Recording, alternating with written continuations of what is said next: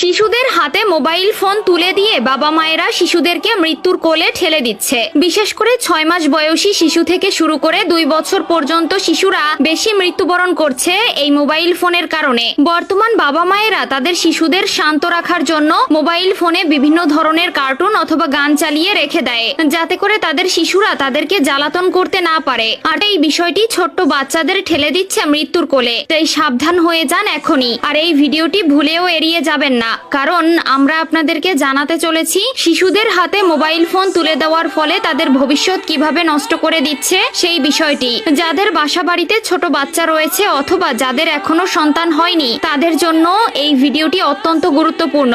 এক কথায় আপনার সন্তানকে বাঁচাতে হলে দেখতে হবে আজকের এই ভিডিওটি। আর ভিডিওটি শেয়ার করে দিতে ভুলবেন না, কারণ আপনার একটি শেয়ারে আরো অনেক ছোট সন্তান মৃত্যুর হাত থেকে রক্ষা পাবে। তো চলুন বেশি কথা না বলে শুরু করা যাক আজকের এই গুরুত্বপূর্ণ ভিডিও। প্রিয় দর্শক, বর্তমান আধুনিক যুগে এসে 100 জনের মধ্যে 95 জনের কাছেই আছে স্মার্টফোন। আর এই স্মার্টফোন নষ্ট করে ফেলছে ছোট বাচ্চাদের ভবিষ্যৎ। সাধারণত ছোট বাচ্চারা 12 থেকে 16 মাসের ভেতরে কথা বলতে শুরু করে। তবে ছোট বাচ্চারা এই স্মার্টফোন দেখার কারণে তারা তাদের বাকশক্তি হারিয়ে ফেলছে। একটি জরিপে দেখা গেছে 18 থেকে 22 মাসের ভেতরে ছোট বাচ্চারা হ্যাঁ না এমন ছোট ছোট শব্দ বলতে শিখে যায়। আর 3 বছরের মধ্যে তারা 70% কথা বলতে শিখে। তবে এই স্মার্টফোন তাদের এই বাকশক্তি কেড়ে নিচ্ছে। অনেক বাবা মা নিজের অজান্তেই তাদের সন্তানদের জেদের বশবর্তী হয়ে তাদের হাতে স্মার্টফোন তুলে দেয়, যা তাদের ভবিষ্যৎকে নষ্ট করে দিচ্ছে।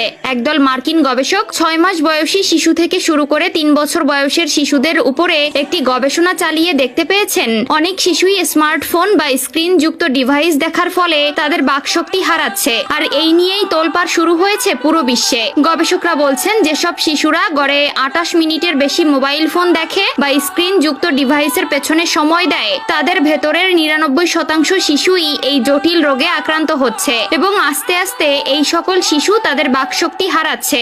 অন্যদিকে চীনের শিশু গবেষণা কেন্দ্রগুলো একই কথা বলছে। আবার কানাডার টরেন্টো বিশ্ববিদ্যালয়ের শিশু বিশেষজ্ঞ বিজ্ঞানী ক্যাথলিন বার্কেন শিশুদের দেরিতে কথা বলার এই বিষয়টি নিয়ে গবেষণা করে একই তথ্য দিয়েছেন। তিনি বলছেন শিশুরা সাধারণত তাদের বাবা মা বা বড়দের অনুকরণেই কথা শুনেই কথা বলতে শিখে। যুক্তরাষ্ট্রের সান ফ্রান্সিস গবেষণা কেন্দ্র যে কথা উল্লেখ করছে তা শুনলে অনেক বাবা মায়ের মাথায় বাজ পড়বে। তারা বলছে 6 মাস থেকে 2 বছর বয়সী 894টি শিশুর উপর জরিপ চালিয়ে তারা দেখতে পেয়েছে যেসব শিশুরা গড়ে 28 মিনিট বা তার বেশি স্ক্রিন যুক্ত ডিভাইস দেখে তারা দেরিতে কথা বলা শিখছে। যে সকল শিশুরা সবসময় মোবাইল দেখে তারা সাধারণত বাইরে খেলাধুলা করতে চায় না। আর এর ফলে শিশুদের স্বাভাবিক বিকাশ ব্যাহত হচ্ছে এবং শিশুরা ব্রেইন ক্যান্সার সহ আরো 27টি নানান ধরনের রোগে আক্রান্ত হচ্ছে। শিশুদের এসব ঝুঁকি থেকে রক্ষা করতে আজই তাদের হাতে মোবাইল ফোন দেওয়া বন্ধ করে দিন।